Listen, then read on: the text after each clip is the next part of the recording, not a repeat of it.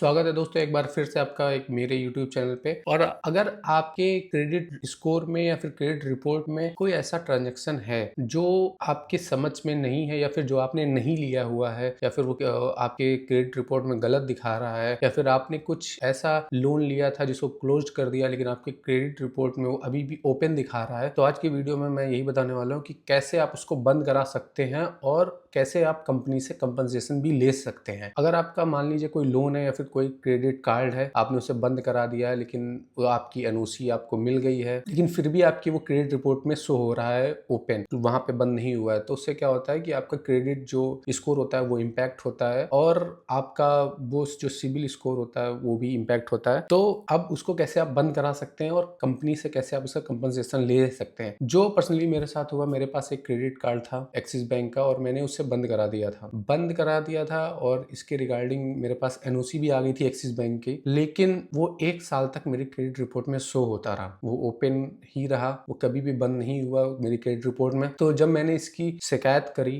Axis bank से तो मुझे वहां से कोई सोल्यूशन नहीं मिला। फिर मैंने हायर अथॉरिटीज को जब उसकी शिकायत करी तो मुझे उसका रिस्पांस मिला और साथ ही मुझे 1400 रुपए का कंपनसेशन भी मिला। जी हाँ, तो ये सब कैसे मिला? एक्चुअली ये क्रेडिट कार्ड था मेरे पास और जिसकी लिमिट थी अच्छी खासी और वो मैंने बंद करा दिया था एक्सिस बैंक से और मुझे एनओसी मिल गई थी। अब उसमें यह था कि 6 रुपए ज्यादा पेमेंट मैंने कर दी थी। जितने क्रेडिट कार्ड की लिमिट थी 1 लाख रुपए लिमिट थी, तो मैंने 1,06,000 रुपए उसमें पेमेंट कर दी थी। तो अब जब मैंने पेमेंट करी, मैंने बंद करा दिया, उसकी एनओसी भी मुझे मिल गई, वो 6 रुपए एक्सेस अमाउंट बना रहा हमेशा। इसके रिगार्डिंग मैंने एक्सिस बैंक को कॉल करी और मैंने उनसे बोला कि ये जो मेरा क्रेडिट कार्ड था ये मेरी सिविल रिपोर्ट में अभी भी ओपन दिखा रहा है। तो उन्होंने बोला ये 6 रुपए हम आपको डीडी के तौर पे वापस कर देंगे। मैंने कहा डिमांड ड्राफ्ट, अब मैं 6 रुपए के पीछे बैंक जाऊं और वहां पे ये सब करूं?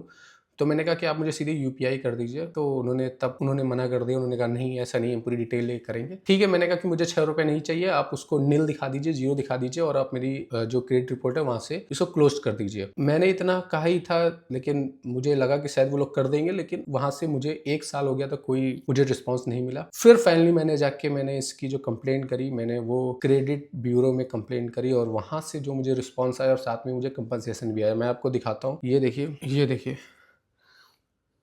ये मैंने कंप्लेंट करी थी मैंने ट्रांस यूनियन में। तो यहाँ से मुझे ये रिस्पांस आया, ये देखिए, ये मुझे कंपनसेशन भी मिला, मुझे 1400 रुपए का मुझे मिला उन्होंने। तो ये जो है ये मैंने कंप्लेंट करी थी। इसके बाद मैंने फिर से एचडीएफसी को मेल किया था। मैं आपको दिखाता हूँ, ये देखिए, मैंने ये एचडीएफसी को मेल किया था और फिर एचडीएफसी ने मुझे बाकायदा मुझसे पूरी रिपोर्ट मांगी और सब कुछ किया और जो मेरा केस था वो मुझे उन्होंने बंद करने के लिए भी बोला। तो कहने का मतलब ये है कि अगर आपकी भी सिविल रिपोर्ट में ऐसा कुछ है तो आप उसे कंप्लेन करिए, उसे तुरंत क्लोज कराइए, तुरंत बंद करिए, सब कुछ होगा और आपको कंपनसेशन भी मिलेगा। हालांकि अभी तक मेरे अकाउंट में कंपनसेशन आया नहीं, लेकिन मैंने आगे इसे एक्सिस बैंक वालों को भेज दिया है और वो जो एक्सिस अमाउंट 6 रुपए था वो लोग मेरे डायरेक्ट अकाउंट में मेरे एक कैंसिल चेक के जरिए वो मुझसे उन्होंने कैंसिल चेक मांगी थी और वो मेरे अकाउंट में भेज रहे हैं एक्सिस अमाउंट, और साथ में कंपनसेशन के लिए भी मैंने बोला है। तो अब देखते हैं आगे कंपनसेशन आता है कि नहीं आता। लेकिन आप भी अगर आपके